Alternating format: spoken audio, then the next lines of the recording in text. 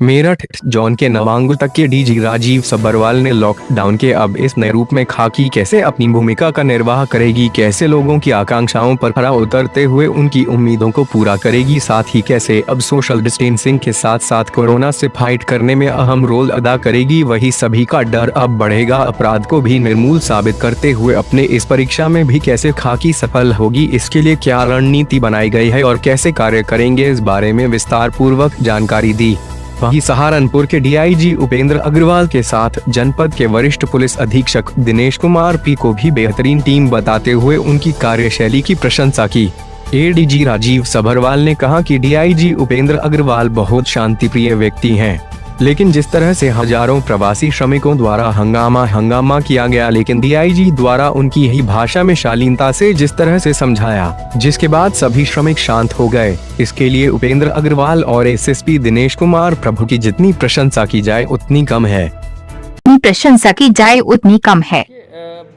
सहारनपुर आने का मकसद ये मेरा पहला भ्रमण है। एडीजी मेरठ जोन का पद संभालने के बाद मैंने एसएसपी सभी जोन के सभी एसपीज एसएसपीज की मीटिंग की थी और अब मैं जनपदों का भ्रमण कर रहा हूँ। इससे पहले मैं मुजफ्फरनगर जनपद में गया था, अब सहारनपुर में आया। तो मेन मकसद था गेस्टेड ऑफिसर्स के साथ बैठ के उनके कार्यक्षेत्र के बारे में, उनके यहाँ की स्थिति के बारे में, प्लस उनके हिसाब से कि अगले 3 माह में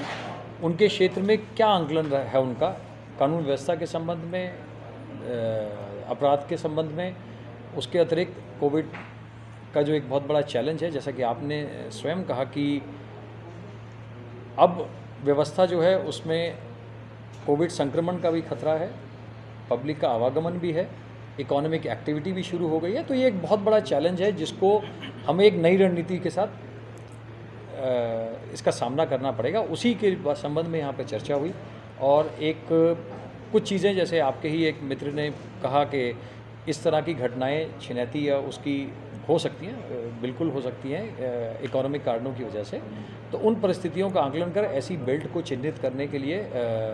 एसएसपी साहब अपनी टीम के साथ बैठेंगे, ये लोग चिन्हित करेंगे और उसी के हिसाब से सामने हम कहें कि सबसे बड़ी प्रॉब्लम इस वक्त अपराध को रोकना भी है और लॉकडाउन को शुरू हुआ तो बहुत तेज़ी से कोरोना पॉजिटिव के मामले भी बढ़े हैं,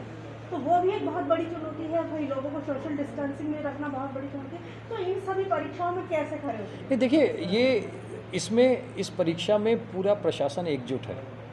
केवल पुलिस ही नहीं, प्रशासन के बाकी सभी अंग जिसमें मजिस्ट्रेट्स और जिसमें हॉस्पिटल्स, बाकी सभी लोग एकजुट हैं और ये आप लोग के सहयोग से और पब्लिक के सहयोग से ही होगा। आप लोगों ने जितना अब तक इतने दिनों में पब्लिक को सेंसिटाइज़ किया है, प्रशासन ने जितना सेंसिटाइज़ किया है, प्रशासन ने अपने लोगों को ट्रेन किया है, पुलिस ने अपने लोगों को ट्रेन किया है इससे डील करने के लिए, इन्हीं सब की हेल्प से हम इससे आगे भी चुनौतियों से लड़ेंगे। अपराध नियंत्रण कानून व्यवस्था हमेशा से रहा है। यस, ऑफ कोर्स पिछले 1.5 महीने में कोविड संक्रमण के कारण वो थोड़ा सा एक बैक सीट पे आ गया था, लेकिन अब क्योंकि फिर से वही नॉर्मल सी लौट रही है और पब्लिक का आवागमन, इकोनॉमिक एक्टिविटी की शुरुआत हो चुकी है, तो हमें अपना उस रोल को पुनः करना होगा जैसे हम पूर्व में रणनीति बना के करते आए हैं। केवल बदले हुए परिप्रेक्ष्य में उसमें उन चीज़ों को अपने संज्ञान में लेके हम एक नई रणनीति बनाएंगे। सर, धार्मिक स्थल की बात की जाए, घूमने जा रहे हैं धार्मिक स्थल की, तो वो यहाँ से यूपी बॉर्डर पे पड़ता है, हरियाणा दिल्ली मार्ग से गुजरने वाला भाग है। और बात की जाए तो काफ़ी भीड़ और संभावना है कि काफ़ी भीड़ आएगी, तो उसको लेकर पुलिस प्रशासन की ओर से किस तरीके की व्यवस्था? देखिए, आज हम एग्जैक्टली यही चीज़ कर रहे थे कि अगले 3 महीने में ऐसे कौन कौन से आयोजन हैं जिनमें भीड़ आ सकती है और उसके लिए हम कैसे करेंगे।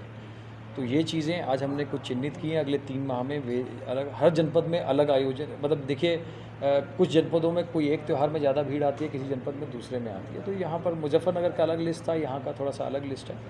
तो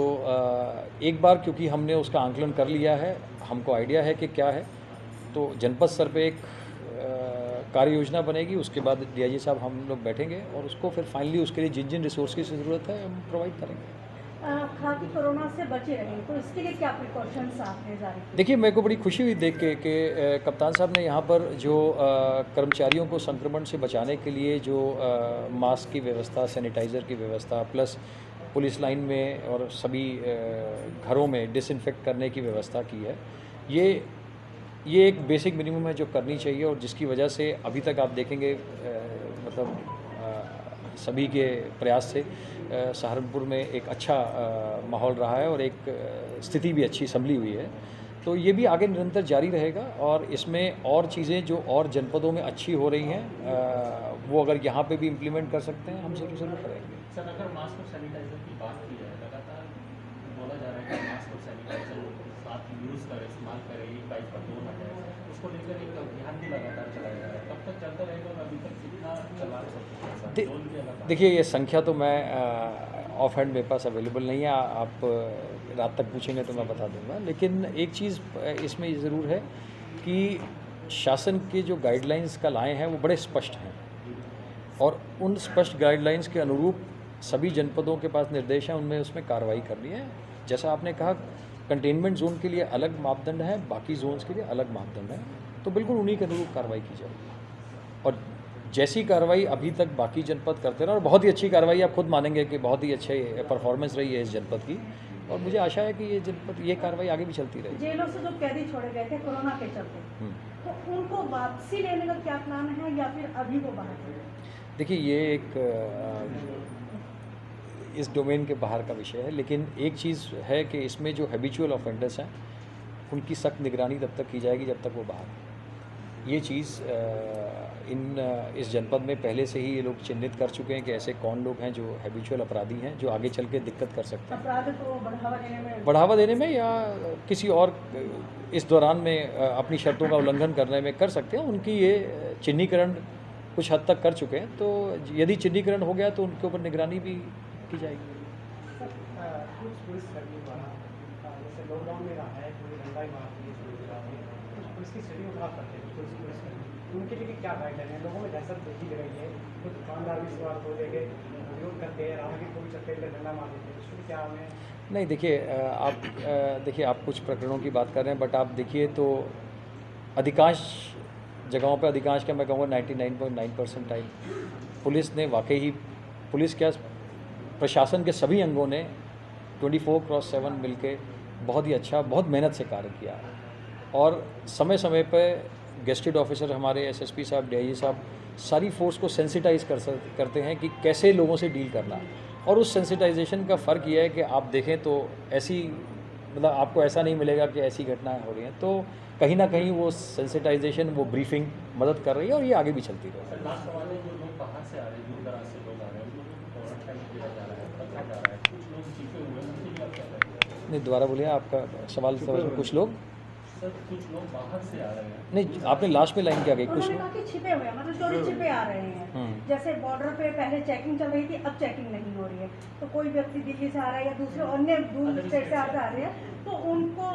कोरोना पॉजिटिव ना हो, पहले कोरोना क्वारंटाइन किया जा रहा था, लेकिन अब ऐसा नहीं है। देखिए, मेरी जानकारी में ऐसा, सर इसमें सर अभी जो अभी विलेज आज हमारी रणनीति जो डिसाइड हुई उसमें एक major portion grass root policing का है कि ग्रास रूट पुलिसिंग जो आप कह रहे हैं कि अगर कोई आके किसी मोहल्ले में ही रह रहा है, अगर हमारा संपर्क वहाँ पे सब लोगों के साथ है, हमारी इमेज अच्छी है, हमारे संबंध अच्छे हैं, तो ज़रूर सूचना वहाँ से आएगी, और सूचना वहाँ से आएगी तो फिर जो भी गाइडलाइंस के अनुरूप कार्रवाई की जानी है वो कार्रवाई की जाएगी।